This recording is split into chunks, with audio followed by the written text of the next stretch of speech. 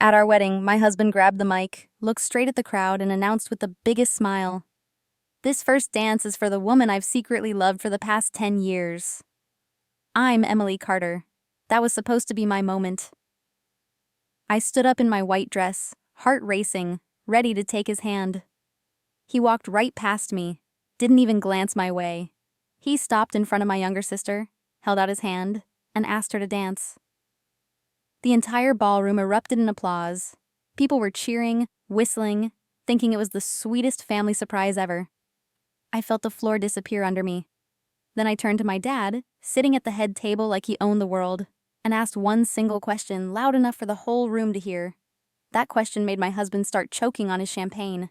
My sister went pale, grabbed her throat, and collapsed right there on the dance floor. Chaos exploded. Paramedics rushed in. Guests were screaming. In less than 10 minutes, my perfect wedding turned into a nightmare everybody in the city would be talking about for years. And that, guys, was only the beginning. If you want to know what I asked my dad, what really happened to my sister that night, and how everything I thought I knew about my own family turned out to be a lie, stay with me till the end. Drop a like if you're already hooked, subscribe and turn on notifications so you don't miss the next part, and let me know in the comments where you're watching from. Now let's get into the story. The Grand Oak Ballroom in downtown Seattle hummed with energy that evening, packed with the city's top real estate developers, brokers, and investors all dressed to impress under the glow of massive crystal lights. Servers moved smoothly through the crowd, carrying trays of craft cocktails and gourmet bites like smoked salmon canapes, while a live jazz quartet played soft tunes in the background to keep things lively but not overwhelming. This was the kind of event where deals got sealed over handshakes and small talk about market trends. And tonight, it doubled as the wedding reception for Emily Carter and her new husband, Ryan Mitchell. Emily sat at the bride's table near the front, her simple yet elegant white gown hugging her frame as she nodded through yet another round of congratulations from guests she barely knew. At 35, she had always played the steady role in her family, the one who handled the details without complaint. And this marriage felt like the next logical step in that pattern. Ryan Mitchell, her husband of just a few hours, cut an impressive figure across the room in his tailored black tuxedo, his broad shoulders and easy grin drawing people in as he worked the crowd. He shook hands with potential clients, cracked jokes about flipping fixer-uppers into gold mines, and flashed that charm that had landed him his spot in the family business. To Emily's dad, Robert Carter, Ryan was the ideal addition. Ambitious, connected, and from a solid middle-class background that had hit some rough patches lately but promised big returns. Robert Carter held court at the head of the table, his silver-streaked hair neatly combed and his posture straight as ever, surveying the room like it was his personal boardroom. He had built Carter Realty from a small local agency into a powerhouse handling luxury condos and commercial flips across the Pacific Northwest, and this wedding sealed a key alliance that would expand their portfolio. Emily caught his occasional nods of approval directed her way, each one landing like a quiet reminder of the expectations she had met without question. Beside him lounged her younger sister, Lauren Carter, all sharp edges and effortless allure in a sleek burgundy sheathed dress that turned heads whenever she shifted. Lauren toyed with her fork against a half-eaten slice of tiramisu, her eyes flicking toward Ryan with that familiar spark of interest Emily had seen aimed at her things before. First, the shared childhood bike, then college friends, and now this. The MC, a polished guy with a microphone clipped to his lapel, stepped up to announce the groom's toast, pulling everyone's attention to the center of the polished hardwood floor. Ryan made his way there with confident strides, accepting the mic as the quartet faded out and the chatter died down. He scanned the faces beaming back at him, his voice smooth and steady when he spoke. "My closest friends and family, I couldn't be more thrilled tonight. Joining the Carter family isn't just a personal win. It's tying into a legacy I've admired for a full decade now. 10 years of watching from the sidelines, learning the ropes in this cutthroat industry." A murmur of agreement rippled through the guests, heads nodding along to the sentiment. Emily shifted in her seat, a faint unease stirring because she had only crossed paths with Ryan professionally about a year back, when her dad brought him on board as a rising sales lead. Their courtship had moved fast, all business lunches and site visits that blurred into something more, but nothing about secret histories or hidden flames. Through all the ups and downs of deals gone south and markets crashin', one constant burned bright in my mind, one unspoken connection that kept me going. And on this day, our first real step forward, I owe it to everyone here to set that straight. He paused for effect, letting the words hang just long enough to build that pull, his gaze sweeping the head table but skipping right over Emily. Instead, it locked onto Lauren, who sat up a little straighter, her lips curving into a knowing tilt. The quartet eased into a slow melody, all saxophone swells and gentle piano, as Ryan kept the mic close. So this dance, the one that kicks off everything new, it's dedicated to the woman who's held that spot in my heart all these 10 years. Emily's pulse quickened, her mind racing to make sense of the twist. Was this some scripted bit to charm the investors? A nod to family ties she had missed? She pushed back her chair slightly, the fabric of her dress whispering against the wood, expecting him to close the gap and pull her into the spotlight. But Ryan kept moving, his steps measured and deliberate, brushing within arm's reach without a flicker of acknowledgement. The scent of his cedar cologne trailed behind like an afterthought, sharp against the warm air thick with laughter and clinking glasses. He reached Lauren's side, extending his hand with a flourish that drew a soft gasp from nearby tables. She accepted without hesitation, rising fluidly to join him as if they had rehearsed the move 100 times. They glided to the open floor together, his arms settling at her waist while hers draped over his shoulder, their rhythms syncing effortlessly to the music. Emily watched from her spot, the scene narrowing to just that pair spinning under the lights, her own hands clenching the edge of the tablecloth. Around them, the reaction built slowly at first, a few polite claps from the older crowd, then louder bursts as brokers and spouses joined in, mistaking the display for a heartfelt tradition or inside joke. Whispers turned to outright cheers, with comments floating over like confetti. What a classy touch dancing with the sister first. Family goals right there, keeping it all in the circle. The sound swelled, crashing against Emily like waves she couldn't outrun. Each pat on the back for their supposed unity twisting deeper into the fresh wound. Even Robert leaned forward with a satisfied chuckle, his hands coming together in steady applause that set the tone for the rest. Ryan and Lauren moved without a care, her head tilting close to his as they turned, lost in whatever story they shared in that moment. Emily stayed rooted, the weight of her gown suddenly too heavy, the congratulations from earlier souring into something distant and hollow. She had stepped into this union expecting partnership, stability in the chaos of family pressures, but now it cracked open to reveal layers she never signed up for. The quartet stretched the song a beat longer, milking the romance the crowd ate up, while Emily's thoughts churned through fragments of conversations, her dad's offhand mentions of Ryan's potential, Lauren's casual digs about settling down too soon. None of it added up to this public rewrite of their vows. She scanned the faces around her, searching for a single ally in the sea of approval, but found only mirrors of confusion quickly masked by smiles. As the final notes faded and the applause peaked once more, Emily drew a steady breath, her resolve hardening amid the noise. A few hours later, the fallout hit hard. Emily rose from her seat, the chair scraping loud enough to cut through the lingering music, and walked straight to the head table. Robert still clapped lightly, his expression satisfied until he saw her face.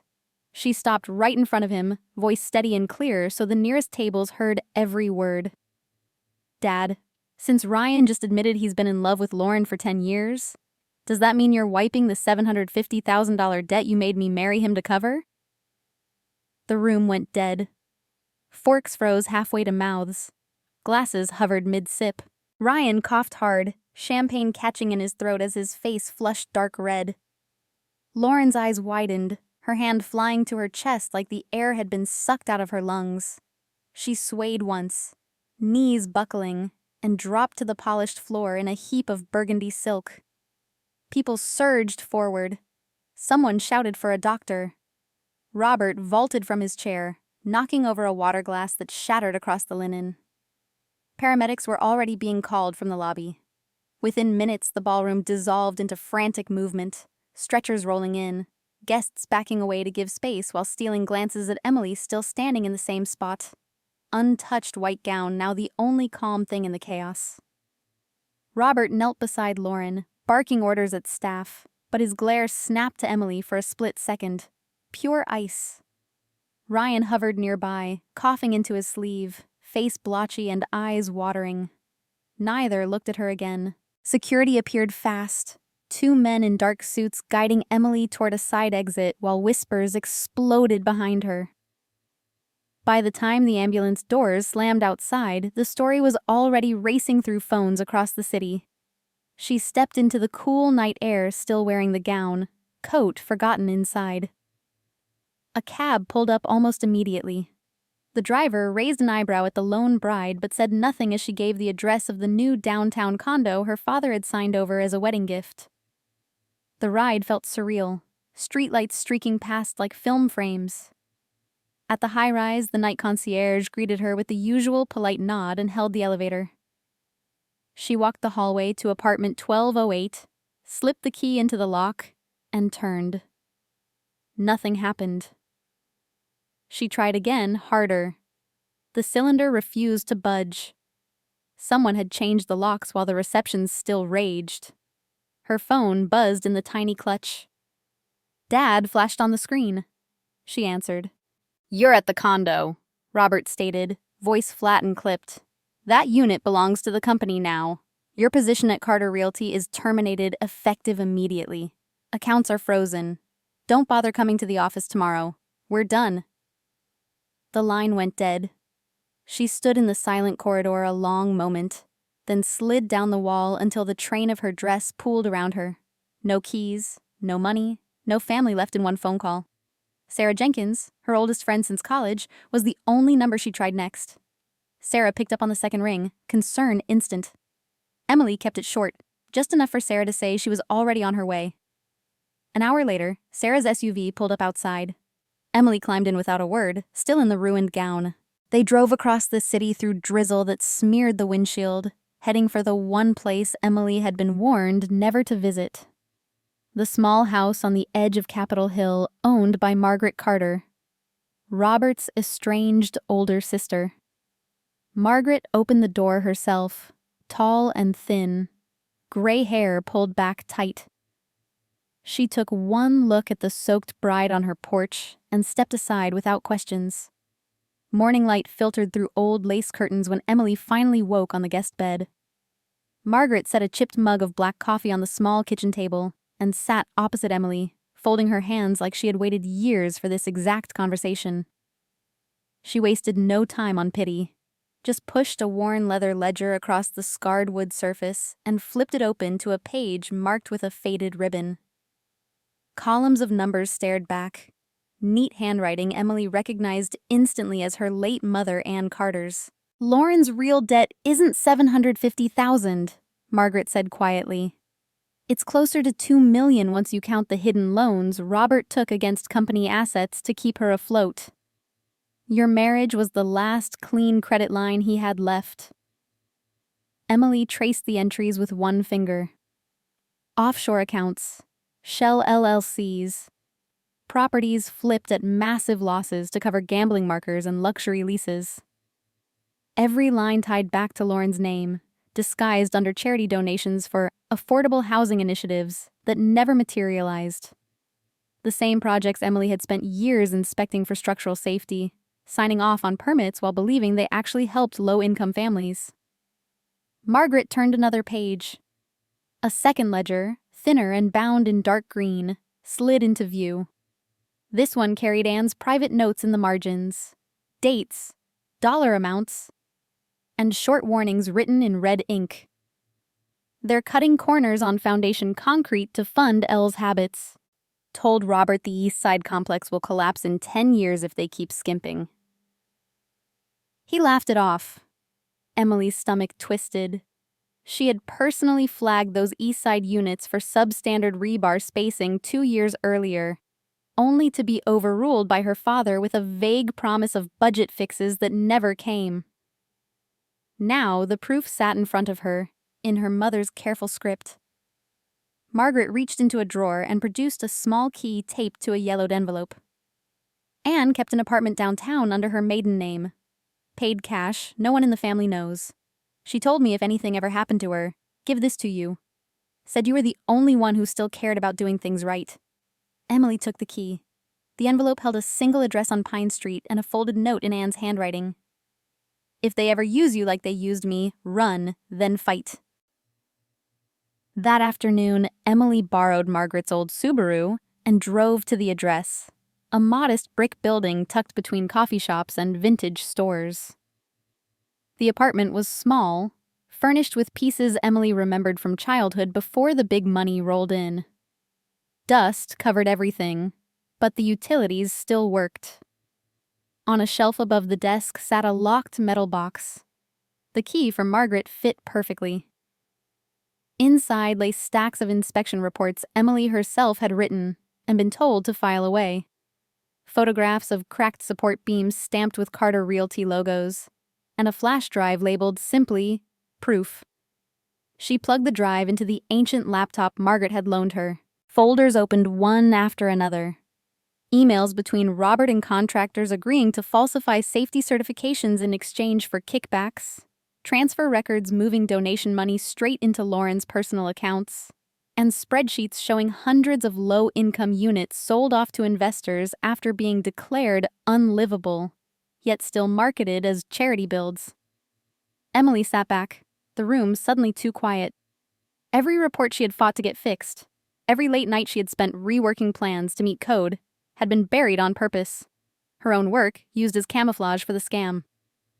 Margaret's voice drifted in from the doorway. Your mother tried to stop it. When she threatened to go to the authorities, Robert convinced her she was overreacting. Then her health started failing fast. Doctors blamed stress. Anne blamed the new medication she was given right after that argument. Emily closed the laptop slowly, the pieces locking together with a sickening click. A quiet knock sounded at the apartment door. Sarah stepped inside carrying 2 paper cups of coffee and a laptop bag slung over her shoulder. She locked the door behind her, set the drinks down, and immediately took the flash drive Emily handed over without a word. Within minutes, the files filled her screen, folders opening in rapid succession while Sarah's fingers flew across the keyboard. She pulled up public records first, cross-referencing every property address from Anne's drive against city permits and tax filings. Red flags popped up instantly. Buildings marked as donated to non-profit housing trusts that existed only on paper, then quietly sold months later to offshore companies for pennies on the dollar. Sarah traced the money trail backward, following wire transfers that looped through 3 different banks before landing in accounts controlled by Lauren. Next, she opened the email archives Anne had saved. Hundreds of messages between Robert and a project manager named George Harlan surfaced. Casual exchanges about creative accounting and keeping the inspectors happy. One thread stood out. George asking for an extra $50,000 wired to his personal account the same week Emily's safety reports on the East Side complex had been buried. Sarah leaned closer to the screen. George still works for your dad. He runs all the donation builds now. Emily nodded slowly. She had seen George Harlan around the office for years, always quick with a smile and a story about his grandkids. The idea that he had taken bribes to ignore cracked foundations and missing rebar made her skin crawl. Sarah kept digging. She found a local investigative reporter, Daniel Pierce, who had published a small piece 18 months earlier questioning the sudden wave of Carter Realty charity projects. The article never gained traction. 2 weeks later, the newspaper killed the follow-up and Daniel moved to freelance work.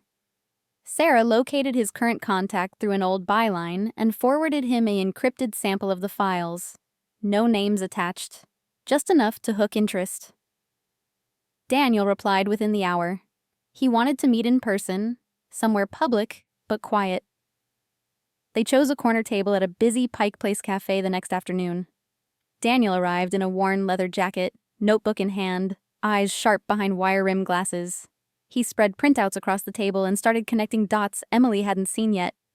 The same shell companies buying the donated properties also held mortgages signed by Lauren, using the buildings as collateral for private loans that disappeared into high-end boutiques and European vacations. He tapped one page. Your family's been running a classic bust-out scheme. Inflate charity donations for tax write-offs. Strip the assets. Leave the city holding condemned buildings nobody can live in. The feds would call it wire fraud and racketeering if anyone ever filed a real complaint. Sarah slid over a burner phone with the full drive copied onto it. Daniel pocketed it without hesitation. Emily watched the tourists stream past the windows, the normal world moving on while hers kept cracking wider.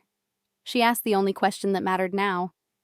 Daniel confirmed George Harlan had been the main point of contact, feeding him tips back when the story first died. Tips that suddenly stopped the day a large deposit hit George's account. Sarah closed her laptop with a soft snap.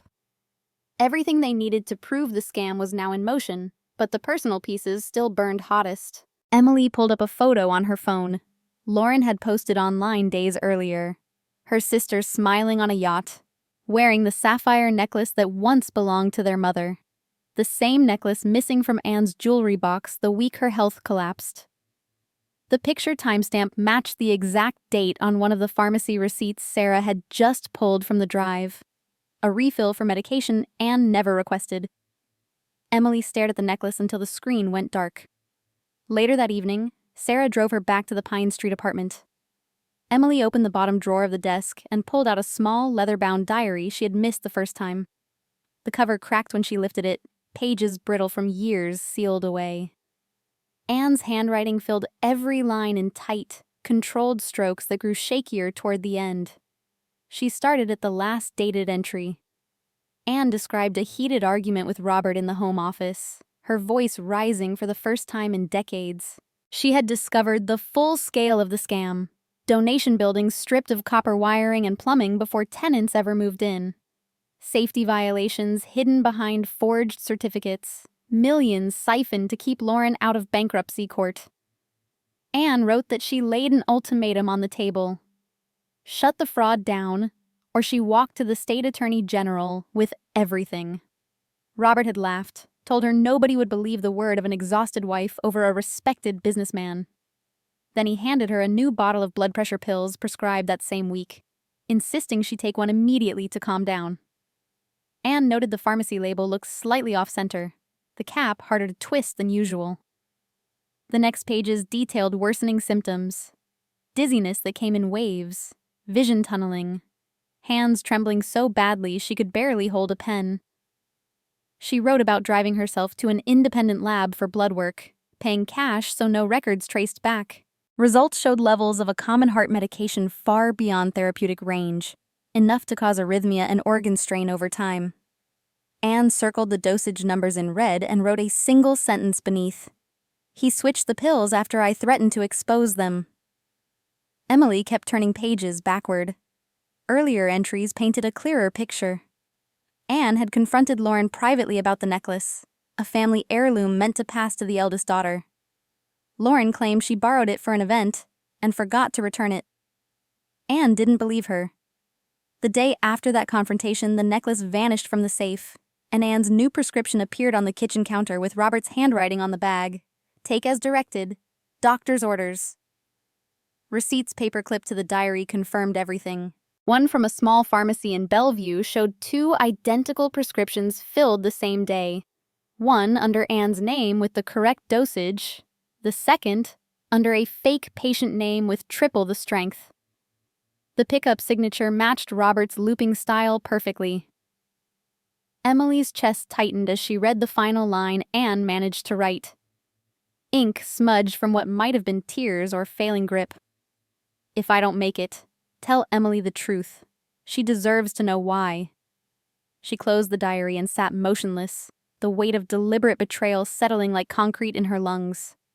The mother who taught her to measure twice and cut once, who double-checked every load-bearing wall Emily ever designed, had been slowly silenced because she refused to look away from corners cut for profit and pride. Sarah walked in from the kitchen carrying fresh printouts, stopped when she saw Emily's face, and put the papers down without a sound. Emily handed her the diary. Sarah read in silence, expression hardening with each page. When she finished, Sarah placed the book gently on the table and opened her laptop again. She pulled pharmacy security footage she had accessed through a contact. Grainy, but clear enough. Robert entering the small Bellevue location alone, leaving 10 minutes later with a white paper bag. Emily looked at the frozen image of her father walking out, bag swinging casually at his side, and felt the last thread of family loyalty snap clean. She opened a new document and began typing names, dates, and account numbers in neat columns. The annual Carter Realty Founders Gala was only 10 days away. Emily spent every spare hour preparing. Daniel fed selected documents to the State Real Estate Board and the IRS under sealed complaint, enough to trigger quiet audits without alerting Robert yet. Sarah set up a secure live stream routed through 3 proxies, ready to broadcast the gala stage feed to every major news outlet in the Pacific Northwest the moment Emily gave the signal. The trap needed bait only George Harlan would swallow. Emily called his office from a block number and left a short voicemail. She had proof of every payoff and would trade silence for a full confession on tape. George returned the call within minutes, voice shaking, and agreed to meet at a deserted construction site on the edge of the city. He arrived in his company pickup, sweat beading despite the cool air. Emily stayed in the shadows beside Sarah's SUV, while Daniel recorded from a hidden camera. George spilled everything in under 10 minutes. How Robert ordered him to sign off on unsafe wiring and weak concrete. How the donation buildings were designed to fail just after warranty periods, so the land could be resold clean. How Lauren took cash kickbacks on every flipped unit. He even admitted picking up the altered prescription himself because Robert claimed Anne was too weak to drive. Emily stepped forward, phone recording in plain sight.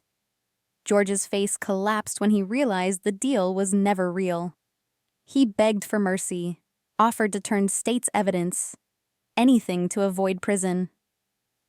Emily told him the recording was already on its way to the prosecutor. George drove off shaking, tires spitting gravel.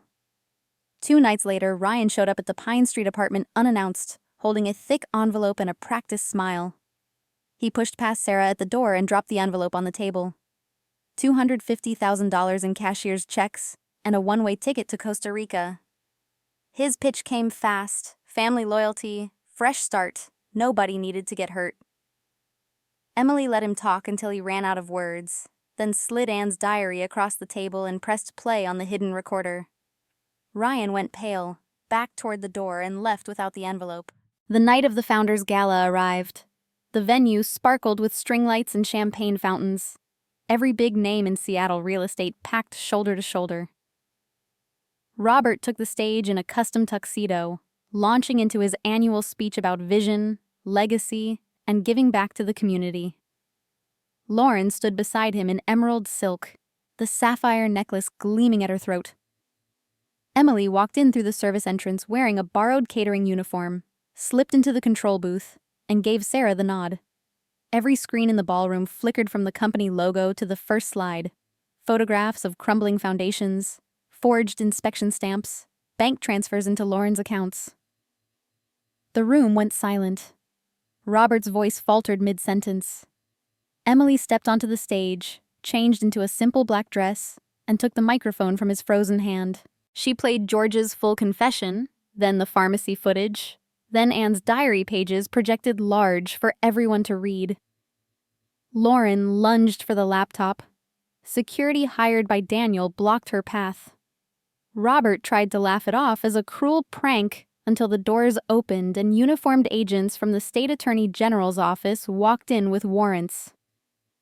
Lauren screamed that it was all a misunderstanding, that Anne had simply taken too much medication by accident. Robert finally cracked and admitted they had switched the dosage to keep her quiet, never expecting it to go that far. Reporters in the crowd started live streaming on their phones. The sapphire necklace caught the camera flashes as Lauren was led away in cuffs, Robert right behind her. Emily stood alone on the stage while the ballroom emptied in stunned chaos. 6 months later, the trials began. The courtroom galleries stayed packed for weeks. Prosecutors laid out wire fraud, tax evasion, and racketeering charges that carried decades behind bars. A separate charge of criminally negligent homicide was added after toxicologists testified Anne's blood levels could not have happened by accident. Robert took a plea for 22 years.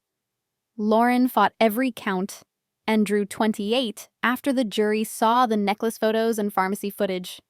George Harlan testified against them in exchange for 5 years probation and a $2 million restitution order. Carter Realty collapsed overnight. Banks seized every property, auctioned the office building, and left the family name toxic in the industry.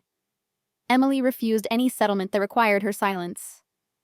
She sued civilly for wrongful death and fraud, won $9 million after legal fees, and immediately donated half to nonprofits that actually built safe, affordable housing. She started her own small firm, Carter Quality Homes, focusing only on projects she personally inspected from foundation to roof. Within 3 years, the company turned profitable on reputation alone. No shortcuts, no donations used as cover, no family influence. Sarah became her operations director. Margaret moved into a cottage Emily built on a quiet lot outside the city and finally lived without looking over her shoulder. Emily never attended another family holiday, never answered the rare prison letters, never visited either grave when the time came years later. She deleted every old photo that included them and stopped wearing white entirely. Some nights she still woke up tasting champagne and hearing applause that wasn't for her. When that happened, she opened the bottom drawer of her new office desk, took out Anne's diary, and read the last line again. Tell Emily the truth. She deserves to know why. Then she closed it, locked the drawer, and went back to work. Looking back, the lesson was brutal but simple. Blood doesn't buy loyalty, and silence isn't protection. It's just slow surrender. I learned that the people who claim to love you most can still trade your life for their comfort, and the only way to beat them is to refuse to play their game at all. Forgiveness isn't mandatory. Walking away clean and building something honest is its own kind of justice, and sometimes the healthiest family you'll ever have is the one you choose and earn yourself. If you've ever been betrayed by the people who were supposed to protect you, know this. You don't owe them a second chance just because you share DNA. You owe yourself the life they tried to take. That's my story. Thank you for staying until the end. If this hit home, drop your thoughts below. Have you ever had to cut toxic family out completely? Hit that like button if you believe justice sometimes means walking away forever. Subscribe for more real-life drama, and I'll see you in the next one.